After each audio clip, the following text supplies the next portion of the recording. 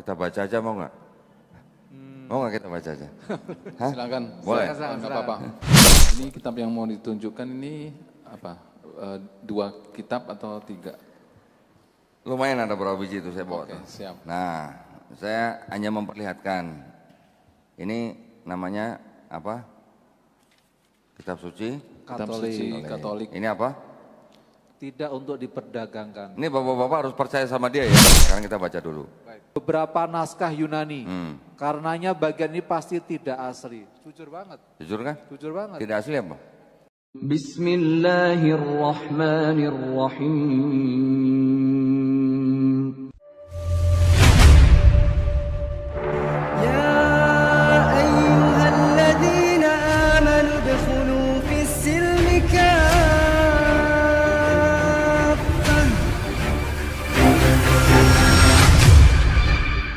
Assalamualaikum warahmatullahi wabarakatuh. Alhamdulillahirabbil alamin wassalatu wassalamu ala Rasulillah. Bagi para pemirsa yang akan menyaksikan kajian ini, saya ingin memberikan disclaimer bahwa kajian-kajian ini kami buat dikarenakan atau dengan tujuan untuk membentengi akidah umat Islam dari upaya-upaya pemurtatan.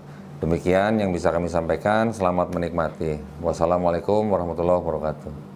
Baik, bismillahirrahmanirrahim. Assalamualaikum warahmatullahi wabarakatuh. Waalaikumsalam warahmatullahi wabarakatuh. Innal hamdalillah nahmaduhu wa nasta'inuhu wa nastaghfiruh wa na'udzu billahi min syururi anfusina wa min sayyiati a'malina may yahdihillahu fala mudhillalah wa may yudlil fala hadiyalah. Asyhadu an la ilaha illallah wahdahu la syarikalah wa asyhadu anna Muhammadan abduhu wa rasuluh. Allahumma shalli wa sallim wa barik ala sayidina Muhammadin wa ala alihi wa sahbihi ajmain. Amma ba'd. Alhamdulillah pada hari ini, hari yang cerah ini kita bisa bermajelis di masjid yang indah ini. Kita masih diizinkan ya untuk menimba ilmu, berbagi ilmu dengan sesama muslim. Artinya kita masih diizinkan untuk selalu bertafakur tentang keesaan dan kemahakuasaan Allah SWT. Perkenalkan, nama saya Donditan. Tan itu marga saya ya. Kalau di Tionghoa itu ada marga kan, di belakang marganya. Tan itu marga. Kalau bahasa Tionghoanya marga itu se. Nah, jadi saya Dondi setan gitu. Setan ya, bukan seton ya. Setan. Baik. Nah, saya terlahir dari keluarga Tionghoa, lahir di Semarang, besarnya di Nusa Kambangan. Cilacap, bukan di penjara ya. Nanti sangka di penjara lagi. Bukan, di Cilacap. Jadi kalau di Cilacap itu saya buka pintu rumah, udah kelihatan Pulau Nusa Kambangan. Nah, saya besar di kota Cilacap hingga SMP, kemudian SMA baru keluarga saya hijrah ke Jakarta. Ya, sampai kira-kira tahun 2014 itu saya memang beragama Nasrani atau Kristen. Kristennya Kristen yang suka protes, gitu. Kristen Protestan gitu katanya. Protes terus ya. Protes terus misalnya. Kitab orang diprotes. Nah, saya dari kecil memang tumbuh besar di gereja. Ya, jadi mama saya dan nenek saya itu mereka adalah Kristen yang militan gitu. Wah, nggak pernah telat lah. Mestinya kalau umat Muslim itu kalau meniru militansi nenek saya itu kalah boleh dicontoh itu ya.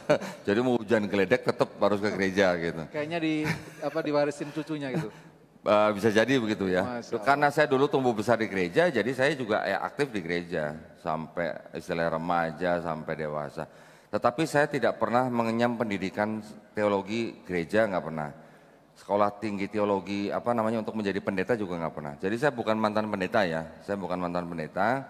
saya hanya mantan jemaat yang rajin bayar perpuluhan gitu. Tahu perpuluhan? Tahu. Oh tahu ya, kira-kira tahu. Nah jadi sampai 2007 tiba-tiba papa saya masuk Islam. Oh gitu? Iya, papa saya masuk Islam. Nah saya waktu itu mikir gimana ceritanya nih. Walaupun dulu mama saya Kristen, tapi papa saya tuh dulu Konghucu. Oh, okay. Jadi di rumah saya ada patung Kuan Kong. Tahu Kuan Kong? Iya. Ada yang tahu nggak patung Kuan Kong? Iya. Tuh ada yang tahu tuh. Tahu saya. Jangan-jangan di rumah masih ada tuh enggak ya? Patung Kwan Kong itu ya patung yang dianggap sebagai yang disembah gitu lah ya. Jadi dulu setiap hari saya bersihin itu patung Kwan Kong. Papa saya yang sembayang, saya yang bersihin, ganti minyak dan segala macam gitu lah. Biasanya ada sajian-sajian itu? Kak, itu hari-hari tertentu, tidak setiap hari. Iya. Bisa bangkrut kalau tiap hari itu. Nah, Iya. setiap tahun dulu papa saya selalu ngajak kita ke Gunung Kawi. Tahu Gunung Kawi? Iya, mungkin di sana ibadahnya. Di Jawa Timur. Malang ya. Di Malang. Tiap tahun begitulah. Ya, jadi setelah kita pindah ke Jakarta, ayah saya memeluk Kristen. Baru ayah saya masuk Kristen gitu, papa saya. Nah, bahkan papa saya tuh sudah bisa khotbah loh di persekutuan ya atau komsel itu sudah bisa khotbah. Tiba-tiba 2007 papa saya masuk Islam. Loh kok bisa gitu ya? Seumur hidupnya Konghucu, tiba-tiba Kristen sudah bisa khotbah, tahu-tahu masuk Islam. Masya Allah. Karena ini di lingkungan kita ya, di lingkungan suku Tionghoa ya. Islam itu ibaratnya identik dengan agamanya pribumi. Ini mohon maaf, saya bukan mengkelompok-kelompokkan ya, tapi ini adalah stigma yang ada di suku Tionghoa. Islam agama yang identik dengan pribumi. Iya. Nanti ada lagi pemikiran Islam itu agamanya orang miskin. Mohon maaf nih, ini saya hanya menyampaikan apa yang menjadi dulu pemikiran orang tua saya nih dulu. Tersindir semua kayaknya nih kok. Hah? Tersindir semua kayaknya. Terus ada lagi pemikiran gini, Islam itu agamanya orang yang ngemis-ngemis di lampu merah. Gitu. Nanti ada Islam agamanya koruptor, Islam agamanya orang yang di penjara gitu. Jadi stigmanya negatif. Dari mana stigma-stigma seperti itu ya? Jadi memang kalau kita flashback ke belakang, dulu kan memang Belanda ketika menjajah Indonesia kan Belanda menggunakan politik apa? Divide et impera. Adu domba kan. Iya, jadi kelompok-kelompok itu kan dipisah-pisahkan. Nanti ada kelompok Cina, Arab, India, pribumi kan dipisah-pisahkan. Betul. Nanti Belanda ngomong sama yang ini, begini-begini. Nanti giliran Belanda ngomong sama ini begini.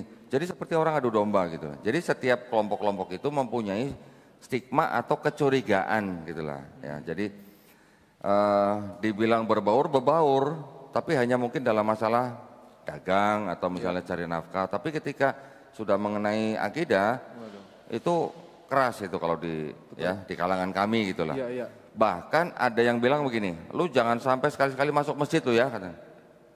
Ada yang begitu. Kenapa itu kira-kira? Ya karena stigma itu, Stigma negatif tadi. Jangan sampai lu sekali-sekali ketemu ustadz tuh ya katanya. Gitu. Nah, tetapi kan mereka apakah mereka tahu bahwa kalau di Brasil itu kan banyak copet ya? Belum pernah ke sana. Oh, belum ya? Kan banyak copet di Brasil kan? Iya, Itu kira-kira agamanya apa tuh kalau copet-copet di sana gitu? Ya. Bukan Islam. Nah, terus kalau gembong-gembong narkoba di Meksiko itu kira-kira agamanya apa? Gitu. Bukan Islam juga. Kalau yang ngemis-ngemis di lampu merah di Filipina, di Manila gitu, Iya. kira-kira agamanya apa? Jadi orang-orang yang mempunyai stigma yang negatif itu adalah orang-orang yang terkungkung wawasannya atau pandangannya. Iya. Mereka menyamaratakan orang yang beragama tertentu dengan kondisi masyarakat tertentu gitu. Oke. Ya, jadi stigma itu memang yang harus kita luruskan. Ya, jangan menyamaratakan gitu. Apakah mereka berpikir itu orang-orang kaya yang di Dubai itu agamanya apa gitu? Iya. Ya, nah, Islam semua ya. iya, jadi kita tidak boleh menyamaratakan lah ya. Orang mau beragama apapun itu berbuat sesuatu tuh biasanya karena dia mayoritas di negara itu. Ya karena Indonesia mayoritasnya Muslim ya pasti yang ngemis di pinggir jalan pasti orang Muslim kebanyakan gitu ya. Tapi nggak semua loh. Yang minta sumbangan gereja di pinggir jalan ada nggak kira-kira di Indonesia? Ada. Ya di Manado ada. Jadi ada pandangan tuh orang Islam tuh bisanya ngemis minta uang sumbangan di pinggir jalan gitu atau di tengah jalan gitu.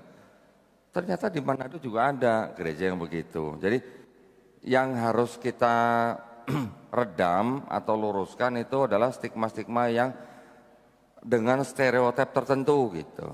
Ya itu yang nggak boleh gitu. Kita tidak boleh menyerang merendahkan agama lain bahkan tidak menghormati orang lain gitu. Apapun agamanya gitulah ya. Di Islam kan kita juga diajarkan bahwa ada lakum dinukum waliyadin. Kita istilahnya harus menghargai setiap orang apapun agamanya. Selama orang itu tidak memerangi kita, kan begitu. Perintahnya kan begitu. Betul. Bahkan kalau lagi perang aja ada aturannya. Nggak boleh bunuh pendeta, nggak boleh rusak rumah. nggak boleh tebang pohon, nggak boleh bunuh wanita, apalagi anak-anak, bahkan binatang ternak juga nggak boleh kan? Tidak boleh. Itu aturan kalau lagi perang, nah apalagi nggak perang gitu maksudnya. Jadi Islam sebenarnya kan mengajarkan sesuatu yang memang khusus diperuntukkan untuk manusia gitu, peradaban manusia. Gitu. Masya Allah. Nah, jadi ketika saya sudah melihat papa saya masuk ke Islam, saya berpikir, loh kok bisa ya gitu. Baru saya mulai mengamati Islam gitu. Tetapi ternyata yang saya amati bukan Islamnya waktu itu, Orangnya, Muslimnya. orangnya muslimnya. Jadi yang saya amati Muslimnya. Nah, jadi buat Bapak Ibu yang di sini nih, ini mohon maaf nih, Bapak Ibu di sini bisa ternyata menjadi objek pengamatan dari orang di luar Islam. Ya. Yes. Orang kalau mau masuk agama tertentu biasanya kan yang paling mudah mereka lihat kan orang-orangnya, pelakunya. Betul, Betul kan? betul sekali. Jadi ketika kita berperilaku tidak sesuai dengan agama kita, jangan-jangan kita menghalangi orang untuk menjemput hidayah. Ya. Masya Allah. Walaupun orang yang mengamati sebuah ajaran tapi dari muslimnya itu tidak tepat, Tidak pas. Betul. tetapi kan kita ini perwakilan daripada ajaran itu. Iya. Kalau perwakilannya tidak menggambarkan ajaran yang sesungguhnya kan orang akan berpikir gimana? Nah itu ya. Jadi kita tetap harus mengedepankan akhlak kita sebagai muslim supaya orang lain tertarik dengan ajaran kita gitu. Jangan nunggu WTC diruntuhin, jangan nunggu Palestina atau Gaza sedang dibom gitu misalnya. Atau jangan menunggu Quran dibakar di Swedia gitu, jangan. Setiap saat kita hidup menjalani kehidupan ini, kita harus tetap mengedepankan akhlak yang kita sudah dapat dari Islam. Itu sangat penting ketika ada orang sedang mengamati Islam tapi dia melihat muslimnya gitu. Nah dulu saya 7 tahun 7 tahun betul. ngeliatin 7 tahun muslimnya. Untuk mengamatin ya. Mengamati muslimnya. Nanti ada perang di sini, sweeping di sini, tawuran di sini, macam-macam. Jadi yang saya lihat adalah memang manusianya atau muslimnya atau bahkan ormasnya gitu. Tetapi ketika saya membaca Quran dalam terjemahan, kemudian saya menonton video-videonya daripada dai-dai kita yang luar biasa ya, baik yang dari luar negeri maupun yang dalam negeri, baru saya memahami, oh ternyata yang dilakukan oleh muslim-muslim itu tidak semuanya sesuai dengan ajarannya. Okay. Yes. Mungkin karena ada masalah politik, mungkin karena ada masalah sosial dan sebagainya, itu permasalahannya lain lah ya. Okay. Tetapi ajarannya sendiri tidak pernah mengajarkan sesuatu yang menzolimi orang lain gitu. Baru saya belajar di situ. Oke, tetapi kalau kita belajar hanya masalah agama ini baik, agama ini baik, agama ini baik, itu mudah ya. Kalau hanya untuk bilang semua agama baik, bisa, gampang. Betul. Tetapi ketika untuk mengatakan semua agama benar, berarti kan harus balik lagi kepada perspektif masing-masing agamanya. Iya. Ketika saya dari agama Kristen yang sudah saya ikuti sekian puluh tahun, untuk merubah pemikiran, untuk merubah iman itu kan nggak mudah. Pasti. Nah, pasti kan, apalagi ada urusan misalnya pekerjaan, urusan Keluarga. teman-teman, keluarga, sosial dan sebagainya. Tetapi pada akhirnya alhamdulillah qadarullah juga saya diperlihatkan sebuah video dari almarhum Syekh Hamid Didat. Oh, Hamid Didat. Ya. Oke. Beliau berceramah ngomongin Bible. Saya sebutnya Bible, jangan Alkitab ya. Bible aja. Iya. Karena saya masih sedih gitu kalau ada teman-teman muslim yang sebut kitab-kitabnya mereka dengan sebutan Alkitab. Iya. Karena apa? Karena Al-Quran juga ternyata disebut Alkitab. Ya, Gitu ya. masih ada teman-teman kita yang menyebut kitabnya mereka dengan sebutan Injil. Di Quran juga disebut Injil. Nah, apakah Injil ini disebut yang ini dimaksud oleh Quran?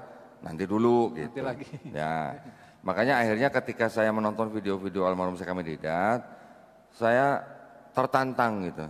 Karena dia mengatakan bahwa di dalam Bible ternyata ada plagiarisme, ada kontradiksi, ada ayat-ayat sisipan, ayat tambahan, bahkan ayat pinjaman, ayat pinjem kan. Pinjem gak dibalik-balikin gitu. Masya Allah. Ya, nanti ada ayat yang tidak asli dan sebagainya. Saya jadi tertantang untuk mencari tahu, untuk membuktikan bahwa dia salah gitu. Langsung dibuka nih. Saya buka, kan saya punya Bible. Tapi kan Bible saya, Bible yang tidak ada catatan kakinya. Oke. Gitu. Akhirnya baru saya cari-cari, ketemu ternyata memang benar. Jadi di dalam Bible saya itu waktu itu memang ada kontradiksi, ada plagiarisme, ada yang tidak otentik, macam-macam lah gitu ya. Dan saya mendapat buktinya ternyata bukan dari kalangan luar Kristen tapi dari dalam Kristen sendiri. Gitu. Karena di dalam Kristen itu sendiri ternyata memang terbagi-bagi menjadi beberapa kelompok. Ada kelompok yang konservatif, ini harus begini, imani saja gitu pokoknya, jalani saja gitu. Nanti ada kelompok ini yang dengan kitab-kitab mereka yang mereka susun terjemahkan, ini kelompok yang agak jujur gitu. Agak jujur. Jujurnya karena dia menerjemahkan dari manuskrip-manuskrip yang paling tua, yang paling dekat dengan narasumber gitu, bukan yang belakangan gitu ya. Karena kan itu kan sudah sekarang sudah 2000 tahun ya dari istilahnya dari Nabi Isa Al-Masih. Ya. Dalam jangka waktu ratusan tahun ini masih ada manuskrip-manuskrip yang lama Yang gitu. lama ada. Tetapi setelah beratus-ratus tahun ini udah ada perubahan-perubahan. Sampai abad ke-16 itu baru ada masih ada perubahan-perubahan. Nah, jadi ada dua kelompok yang menerjemahkan kitab atau Bible itu yang apa adanya, yang sudah terakhir, tapi juga apa adanya dari manuskrip yang kuno gitu. Di situ baru kelihatan bedanya. Oh, ini ada ayat begini tapi di sini nggak ada gitu. Nah, nanti ada lagi orang menerjemahkan kitab tapi dengan seperti di Quran kan ada terjemahan, ada asbabun nuzul kan. Yes. Nanti juga ada yang menambahkan dengan sedikit tafsir gitulah. Ya kan? Nanti ada lagi kitab-kitab yang disebut dengan studi Bible. Ada ayatnya, ada catatan kakinya. Gitu. Catatan kakinya apa? Kita baca aja mau nggak? Mau nggak kita baca aja? Silakan. Boleh. Nggak apa-apa. Sebenarnya ada berapa kitab itu kok ya? Karena saya lihat di podcastnya Oden itu, nih ada puluhan kitab gitu. Puluhan kitab Bible maksudnya gitu. Kalau itu ceritanya nanti bisa, waduh panjang lagi itu. 2 hari ya. Oke, baik kok. Kalau cerita versinya Bible nanti bisa ngobrolnya 2 hari, saya butuh airnya nanti bisa segalon nanti. Oh nggak apa-apa, ada 3 galon kita siapkan kok. Tenang kalau itu. Nah, sebentar ya. Ini kitab yang mau ditunjukkan ini apa? 2 kitab atau 3? Lumayan ada berapa biji itu saya bawa. Oke, siap. Nah, saya hanya memperlihatkan. Ini namanya apa? Kitab suci. Kitab suci Katolik. Ini apa? Tidak untuk diperdagangkan. Ini bapak-bapak harus percaya sama dia ya. Ini kan hostnya nih ya. Jadi apa yang dia baca, apa yang dia lihat nih. Wallahi. Ini apa? Kitab suci Katolik Ya, dengan pengantar dan catatan lengkap. ya, tahun 2009 ya dipersembahkan kepada umat Katolik Indonesia. oleh Direktur Jenderal Bimbingan Masyarakat Katolik Departemen Agama Republik Indonesia. resmi nggak? Saya di rumah punya ini. Serius? Ibu saya masih Katolik. Masya Allah. Enggak, tapi yang ini atau yang ini? Nggak tahu pokoknya begini. Mirip aja. Kalau yang jemaat pegang yang ini. Oh iya. Nah, kalau ini untuk belajar, ini gitu. khusus untuk calon pastor. Tafsirnya gitu ya. Ada tafsirnya. Dulu kakak saya calon pastor kok. Calon pastor. Nah, Di Jogja. mungkin yang ini. Ah, mungkin yang ini betul. Coba aja dilihat kalau masih ada, boleh saya tawar, saya beli aja deh. Nanti saya tanya kakak saya dulu. Boleh. Nah, gini. Di seluruh kitab mereka itu kan gini ya.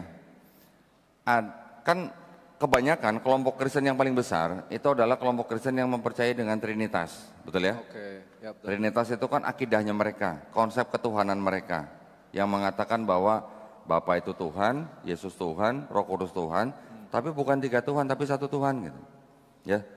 Lanjut, Bapa itu Maha Kuasa, Putra Maha Kuasa, Roh Kudus Maha Kuasa, tapi bukan 3 Maha Kuasa tapi 1 Maha Kuasa. Paham nggak? Ya, pusing saya. Oh, kirain paham.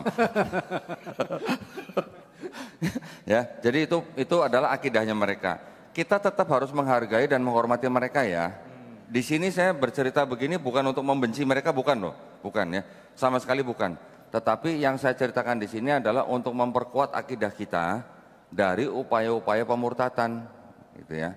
Masih ada nggak upaya pemurtatan? Banyak. Oh masih. Banyak. Kalau masih berarti saya dakwah terus dong.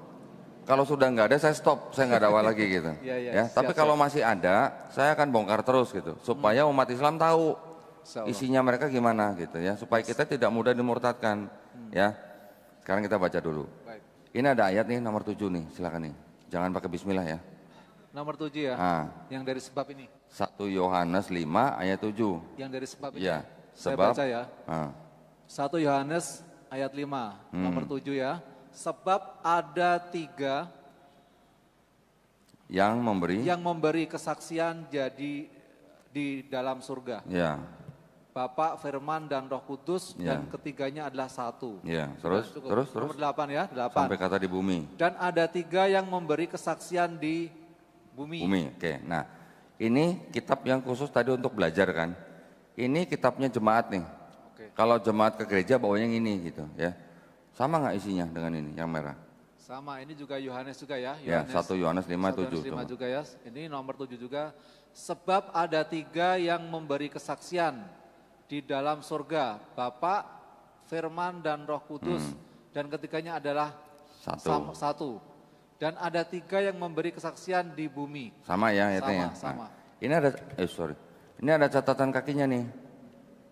Ayat 7 sampai 8 di dalam surga sampai di kata bumi, keterangannya apa? Oke. Catatan kakinya ayat 7 sampai 8 di dalam surga, di bumi, bagian ya. Ya. Bagian ayat ini tidak terdapat dalam naskah Yunani yang paling tua dan tidak pula dalam terjemahan-terjemahan kuno, bahkan tidak dalam naskah-naskah yang paling baik dari Vulgata. Vulgata itu Bible yang berbahasa Latin di abad keempat. Itu yang sudah berapa abad itu? Abad keempat. Abad keempat, oke. Terus belum selesai. Oh belum selesai kiranya, kira udah selesai. Terus? Bagian ini kiranya aslinya sebuah catatan yang di pinggir halaman salah satu naskah terjemahan Latin yang kemudian disisipkan ke dalam naskah-naskah oleh penyalin. Dan akhirnya bahkan disisipkan ke dalam beberapa naskah Yunani. Karenanya bagian ini pasti tidak asli. Jujur banget. Jujur kan? Jujur banget. Tidak asli apa? Ya nggak asli pokoknya ini. Pakai pasti lagi kan? Pasti lagi. Dan ini baru satu ya. Enggak cuma satu, pasti ternyata banyak. Nah, tapi yang saya bacakan atau yang saya tunjukkan di sini kan adalah yang dianggap sebagai bukti bahwa di dalam kitab mereka ada ajaran Trinitas, gitu kan? Ternyata yang dianggap sebagai ajaran Trinitas di sini keterangannya pasti tidak apa? Asli. Tidak asli. Pasti lagi. Nah, pakai pasti kan? Yang lain banyak, nanti ada ayat-ayat yang disisipkan banyak. Nah, jadi ketika saya mengetahui ada sebuah bukti seperti ini, saya akan bertanya dalam hati saya, bisakah sebuah kitab yang dianggap sebagai kitab suci memuat ayat yang pasti tidak asli? Gitu. Gimana kalau punya Quran, di dalam Quran ada terjemahan, ada catatan kaki. Ya kita ragu lah. Ayat ini pasti tidak asli gitu. Iya. Berarti kalau yang percaya itu berarti kalau kita boleh bilang kan, nah, ya gitu. begitu. Ya. Ada nggak di Quran begitu? Tidak ada. Dibilang mujalik tidak ada ya. Tetapi kalau kitab ini bisa begini, kenapa? Karena memang proses dari mulai yang ditulis pertama kali itu sampai kepada yang diterima semua kalangan, itu semuanya prosesnya memang manual gitu. Ya, dengan tulis tangan, menyalin, belum ada listrik, belum ada bolpen, belum ada printer, laptop, apalagi ya zaman dulu sekali ya, memang begitu. Nah, tetapi ketika pada penyalinan itu ada pemikiran agama dari sekelompok mungkin penguasa atau gereja atau apa yang memasukkan pemikiran agamanya ke dalam tulisan-tulisan ini. Gitu. Jadi kita harus bedakan nih, ada agama, ada pemikiran agama. Pemikiran agama ini kan bisa aja pemikiran manusia lah, tokoh atau sekelompok orang ya yang punya pemikiran sendiri terhadap sebuah agama, tetapi dijadikan agama gitu. Dicantumkan dalam kitab ini kan, suci ya. Nah ini kan tadinya apa? Catatan di pinggir halaman. Ya, jadi ketika mereka menyalin, ada catatan di pinggir halaman. Catatan ini bisa jadi penafsiran, bisa jadi pemikiran agama. Catatan ini yang dijadikan ayat gitu. Wah. Jadi naik pangkat gitu. Luar biasa. Luar biasa parahnya maksudnya. Luar biasa parah. Nah, dengan menemukan hal seperti ini kan akhirnya saya jadi gimana? Jadi akhirnya saya mengambil keputusan bahwa tidak mungkin kitab suci mengandung ayat yang ada sisipan, ada tambahan, bahkan ada pinjaman gitu. Nah, ketika itu baru saya mulai mencari nih, loh kalau begitu mana agama yang benar kan gitu. cari agama yang lain. Ada yang kalau agama saya yang dulu Kristen itu kan gelar daripada sesembahan saya. Yesus punya gelar Kristus gitu kan. Ya. Nanti ada lagi agama yang nama daripada anaknya Nabi misalnya. Ya. Nanti ada nama tempat daripada agama itu berasal. Saya nggak mau sebutin namanya, tapi kalau ini ya. Nanti ada lagi gelar daripada apa ya Foundernya. namanya? Foundernya gitu. Iya, iya, iya. Nanti ada nama Nabi dari yang membuat kitabnya, gitu-gitulah. Ya. Tetapi ketika saya mengetahui Islam artinya berserah diri. Kata kerja ya. Kata kerja kan, yang lain nama-nama orang, gelar orang, nama tempat, ini kok kata kerja suruh berserah diri. Kepada siapa? Kepada yang menciptakan kita, Masya Allah. kepada sang pencipta gitu. Kita harus berserah diri, patuh, taat, tunduk, nanti kita bisa selamat dan damai. Gitu. Masya Allah. Kan kurang lebih artinya begitu. Ya. Ya. Jadi ketika itu saya perhatiin lagi, saya baca lagi, ternyata saya lahir sebagai orang Cina ini juga nggak bisa milih ya gitu. Nggak bisa. Nggak bisa. Nggak bisa. Itu udah kodok. Udah kodok. Suku apa? Jawa. Jawa. Bisa milih orang Jawa? Lahir sebagai orang Jawa? Nggak bisa. Jadi ketika saya belajar Islam, ternyata kita manusia nggak bisa milih jadi suku dan ras tertentu. Gitu. Benar? Tapi ketika saya dulu agama Kristen, Tuhan saya jadi manusia dengan ras tertentu. Gitu. Bisa milih kan berarti kan kalau gitu. Iya, iya. Kalau dengan ras tertentu berarti gimana? Nggak kasihan sama ras yang lain gitu. Iya. Kan saya juga dulu mungkin berpikirnya, oke lah dia rasnya Yahudi ya, Tuhan saya ras Yahudi. Saya orang Cina juga saya pengen punya Tuhan yang sipit dong gitu kalau gitu. Tuhan Cina ya. Nanti petinju Muhammad Ali itu juga protes sama ibunya. Iya. Ibu kenapa Tuhan kita berkulit putih gitu. Sipit lagi. Enggak, orang kulit putih kan bermata biru gitu kan. Nah, Muhammad Ali, petinju Muhammad Ali, dia protes sama ibunya, kenapa Tuhan kita berkulit putih? Ibunya menjawab, ya sudah imani saja gitu kan. Akhirnya kan itu yang menjadi hidayah Muhammad Ali untuk masuk Islam. Masya Allah. Karena itu juga gitu loh. Nah, ketika saya masuk Islam, Tuhannya nggak bisa dilihat. Tuhannya nggak bisa jadi manusia. Sudah jelas lam yalid walam yulad gitu. Kira-kira ragu nggak waktu itu? Karena nggak bisa dilihat atau malah meyakinkan? Gini.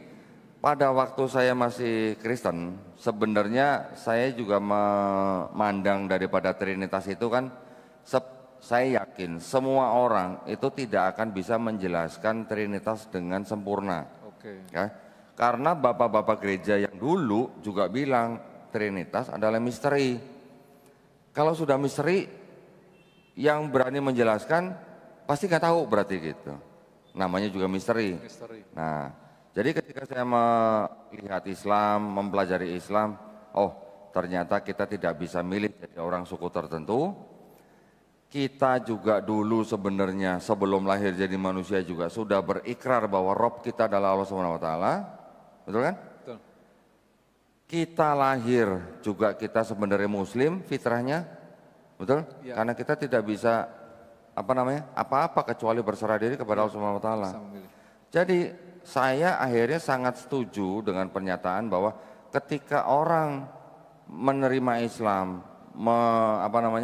mengenal Islam sampai akhirnya dia masuk Islam, sebenarnya dia tuh kembali ke fitrahnya, bukan pindah agama sebenarnya. Kalau begitu kan saya berarti harus mulai berpikir, ini dari sekian banyak agama, berarti apakah ini semuanya agama yang diturunkan oleh pencipta kita gitu. Kalau kita sebagai orang tua nih, buat bapak ibu yang sudah punya anak, ya, atau sekolah lah misalnya sekolah, kan pasti memberikan aturan kepada anak kita atau murid kita, betul kan? Apakah kita akan memberikan aturan yang berbeda-beda? Misalnya untuk kelas 1 aturannya begini, untuk kelas 2 aturannya begini. Kan, apa mungkin begitu? Aturan sama. Kan gak mungkin, pasti aturan sama gitu. Pemerintah juga membuat aturan untuk setiap warga negara kita, apakah beda-beda? Pasti sama lah ya. Nah, jadi saya mikir, apa iya Tuhan memberi aturan itu beda-beda dengan adanya agama ini gitu. Itu yang membuat saya juga berpikir gitu kan. Jadi ketika saya akhirnya membaca sebuah kalimat inna dinna indallahil Islam. Wih, berani banget ya. Saya pikir berani banget gitu, karena apa? Itu kan sebuah klaim bahwa Islam adalah agama yang diridhoi Allah Subhanahu wa taala. Terus agama yang lain berarti yang selama ini yang saya anut Tidak diridhoi. berarti tidak diridhoi itu gimana? Tapi ternyata ketika saya cari di kitab saya memang tidak ada ayat begitu. Agama Kristen adalah yang diridhoi Bapak gitu, nggak ada gitu. Nggak ada begitu. Jadi kan saya baru mikirnya gini, oh berarti ada kemungkinan ini buatan manusia. Ada kemungkinan agama yang lain juga buatan manusia. Betul kan? Tapi ketika Islam berani klaim inna dina indallahil Islam, saya harus bisa membuktikan benar nggak nih agama yang dari Allah Subhanahu wa taala. Membuktikannya bagaimana? Apakah saya harus mati dulu ketemu Allah gitu? Kan enggak. Iya, iya. Banyak orang, apalagi orang-orang ateis yang menuntut dia harus bisa melihat Tuhannya baru dia percaya ada Tuhan. Betul kan? Sampai sekarang ateis terus Ya, ya. Nggak sampai ketemu. sekarang ateis terus.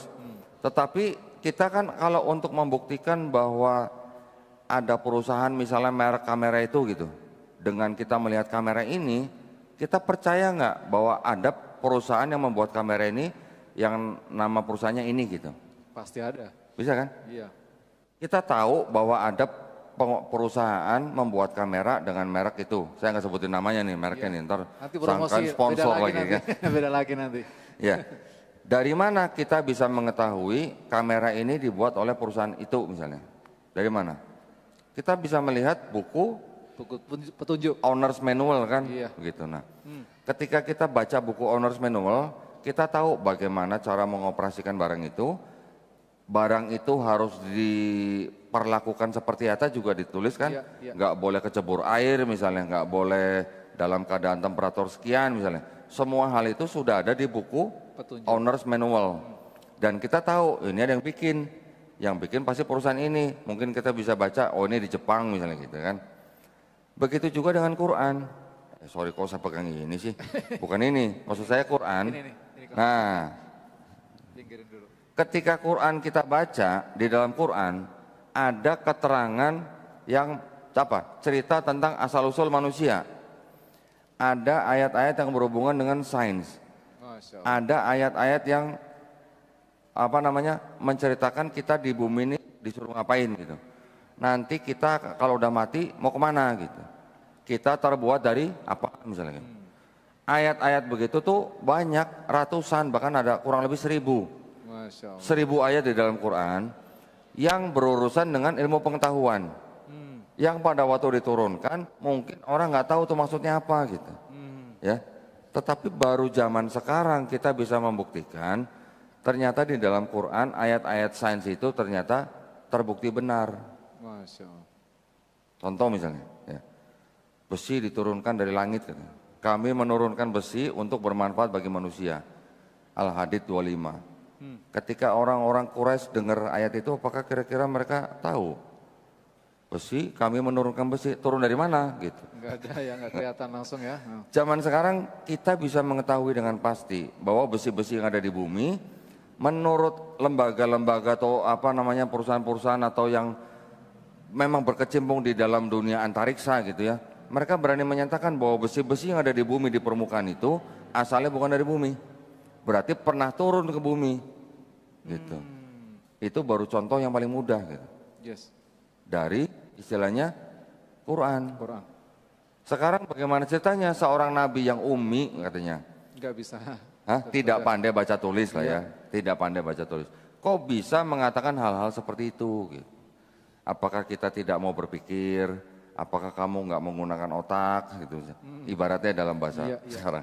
Nah, jadi kita sebagai orang yang sekarang hidup di zaman sains, kita sudah mengetahui sains, terus kita diperlihatkan atau kita mengetahui di sini ada hidayah nih sebenarnya. Setiap saat kan Allah SWT menyediakan hidayah. Iya. Quran ini kan hidayah yang paling lestari gitu istilahnya. Iya. Kami yang menurunkan, kami pula yang menjaganya. Ini kan hidayah. Masya Allah. Ketika orang membaca ini, mengetahui ini, kemudian tahu hukum-hukum yang lain di luar Quran, terus tidak mengakui ini sebagai firman Tuhan, nah itu yang kebangetan gitu. Akhirnya ya saya menyerah, nggak mungkin kalau gitu nih karangan manusia, nggak mungkin. Berarti inilah agama yang benar-benar diturunkan, yang menciptakan manusia, langit dan bumi. Gitu. Oke baik kok.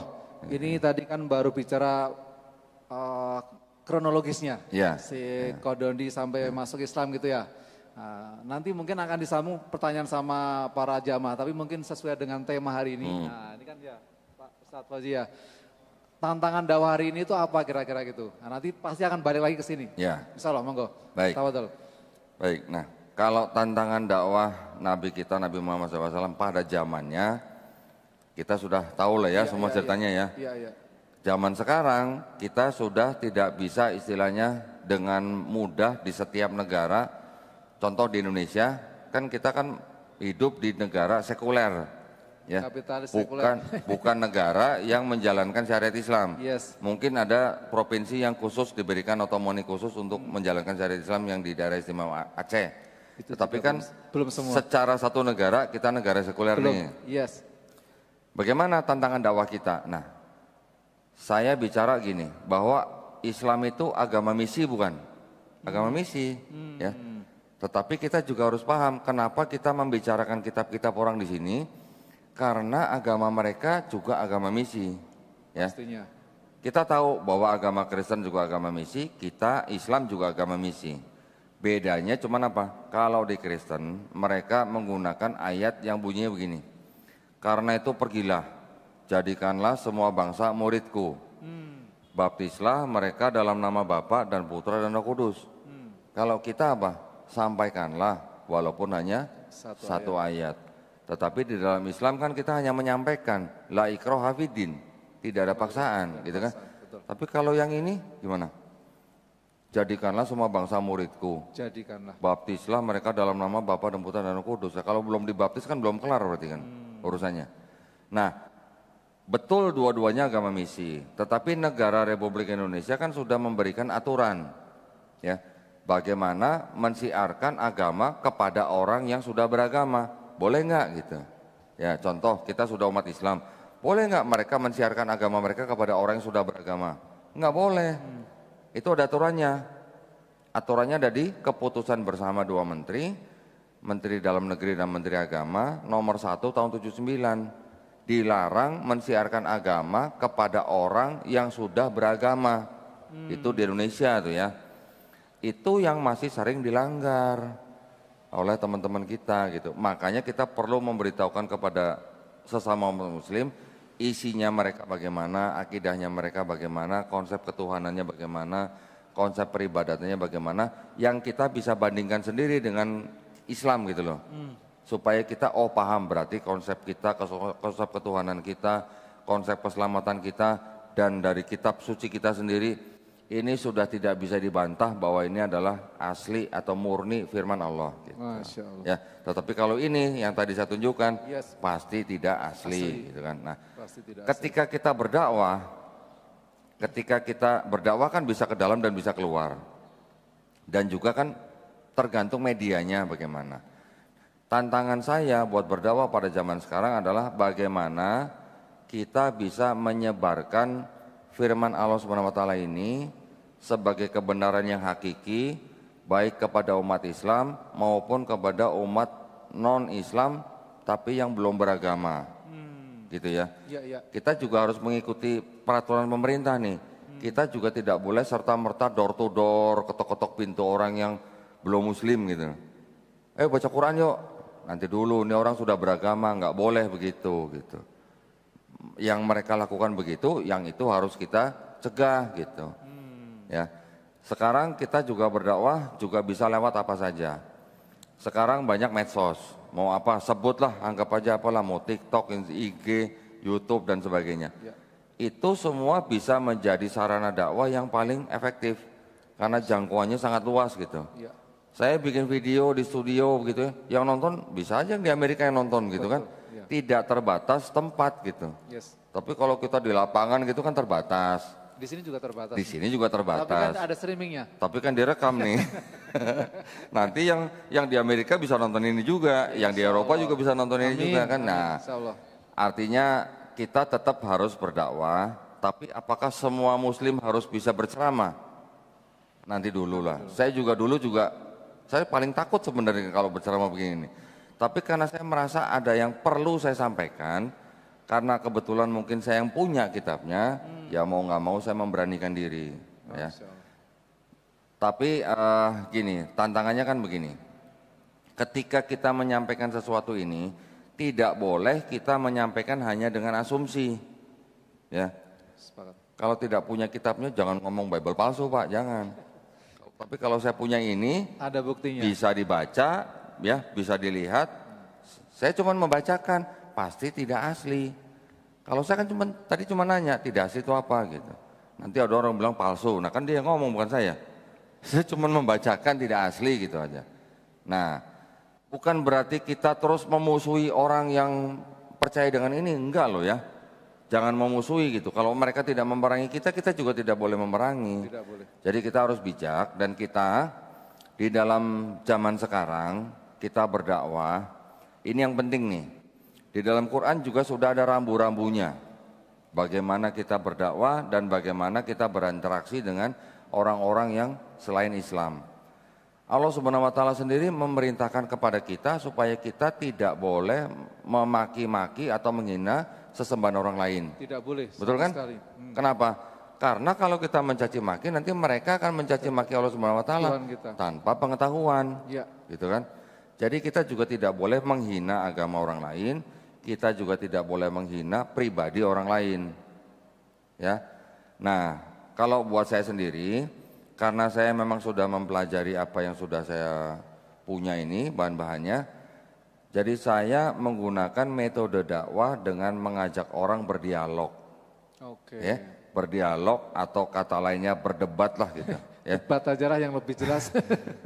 Di dalam Islam boleh nggak berdebat? Tidak boleh. Tidak boleh. Tidak boleh. Tidak boleh. Ya. Masa?